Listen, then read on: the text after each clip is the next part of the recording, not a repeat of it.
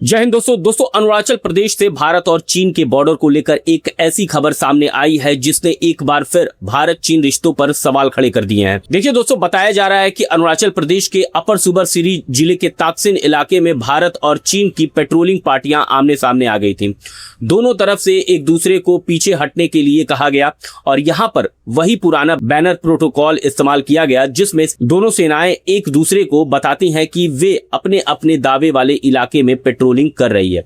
हालांकि एक बात बहुत जरूरी है, टेंट लगाने जैसी कुछ रिपोर्ट्स सामने आई हैं, लेकिन इन दावों की भारतीय सेना या फिर भारत सरकार ने सार्वजनिक रूप से पुष्टि नहीं की है, इसलिए इन्हें फिलहाल हम रिपोर्ट्स के तौर पर ही देख रहे हैं। लेकिन असली बड़ी खबर इसके बाद आती है दोस्तों।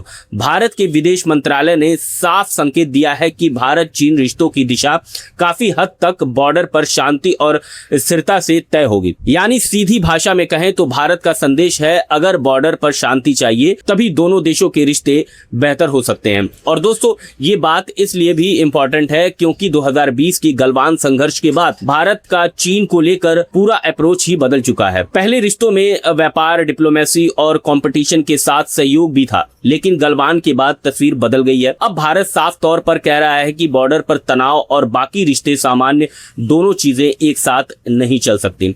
अरुणाचल प्रदेश इस पूरे विवाद में इसलिए बेहद संवेदनशील है क्योंकि चीन लगभग पूरे अरुणाचल प्रदेश पर अपना दावा करता है और इसे तथाकथित दक्षिणी तिब्बत कहता है। भारत इस दावे को पूरी तरह खारिज करता है और अरुणाचल प्रदेश को भारत का अभिन्न हिस्सा मानता है। देखिए दोस्तों, तवांग की वजह से भी ये इलाका चीन के लिए खास महत्व रखता है। दूसरी तरफ भारत भी पिछले कुछ सालों में बॉर्डर रोड, पुल और दूसरे इंफ्रास्ट्रक्चर पर तेजी से काम कर रहा है ताकि जरूरत पड़ने पर सैनिकों और लॉजिस्टिक्स को तेजी से बॉर्डर तक पहुंचाया जा सके। और यही इस पूरे मामले का सबसे बड़ा रणनीतिक पहलू है। भारत अब सिर्फ बॉर्डर पर प्रतिक्रिया नहीं देना चाहता बल्कि अपनी ग्राउंड प्रेजेंस और इंफ्रास्ट्रक्चर दोनों को मजबूत करना चाहता है।